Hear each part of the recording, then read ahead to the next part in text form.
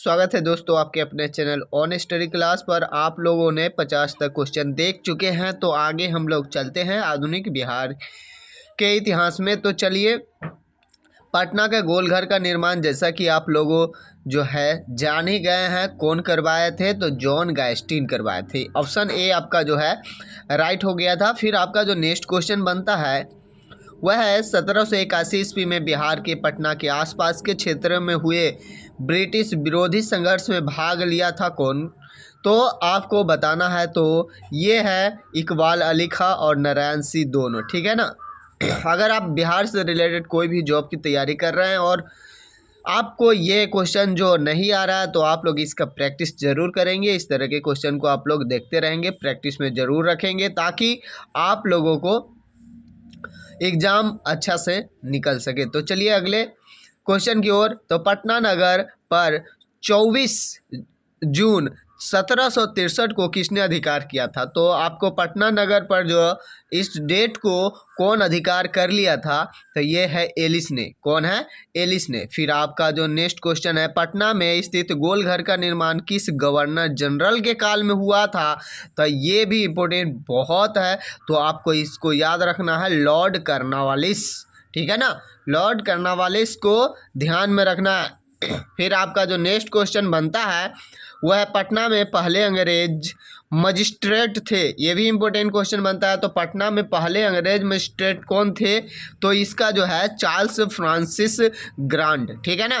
फिर आपका जो नेक्स्ट क्वेश्चन बनता है वह बिहार में अंग्रेजों द्वारा किए गए प्रशासनिक परिवर्तन के संबंध में क्या सही है?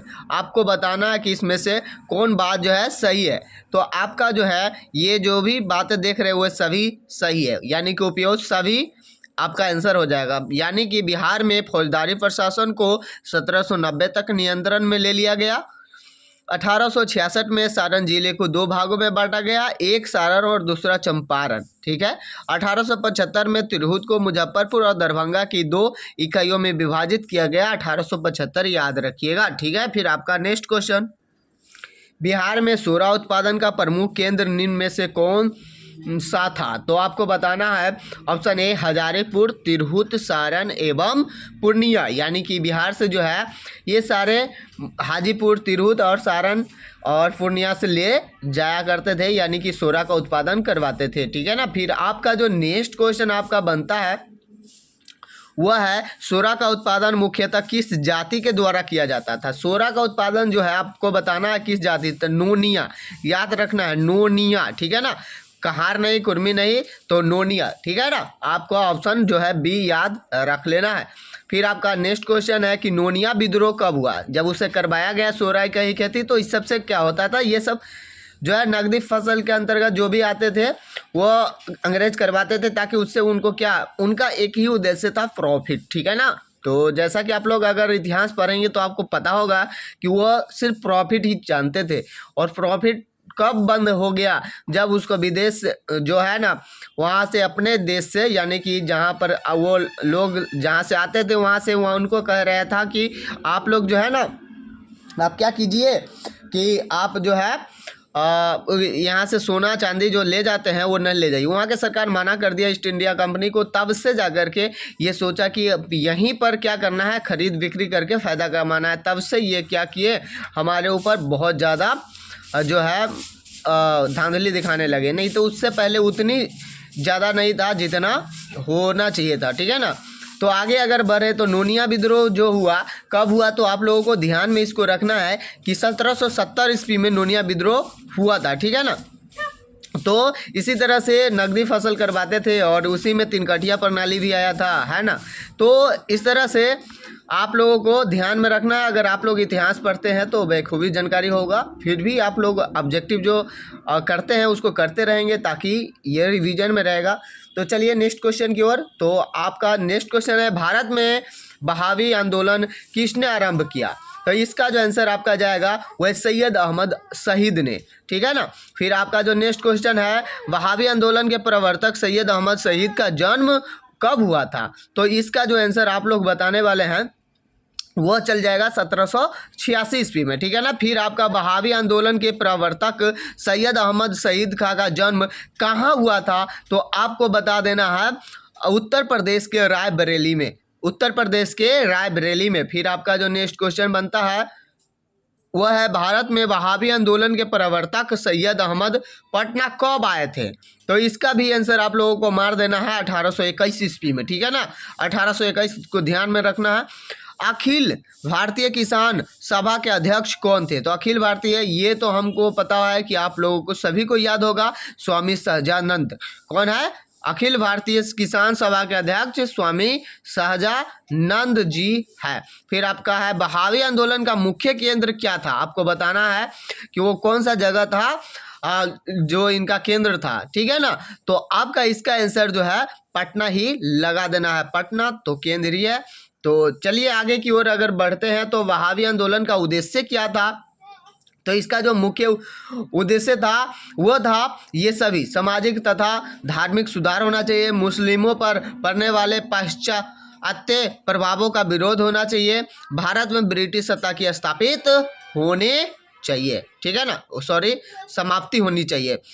तो ब्रिटिश सत्ता अगर समाप्त हो जाती है तो सारा के सारे सिस्टम हो जाएगा। फिर भी ऐसा नहीं होता है, ब्रिटिश समाप्त होने के बाद भी ऐसा होता नहीं है। जैसा कि आप लोग इतिहास पढ़ेंगे तो जानकारी मिलेंगे आपको।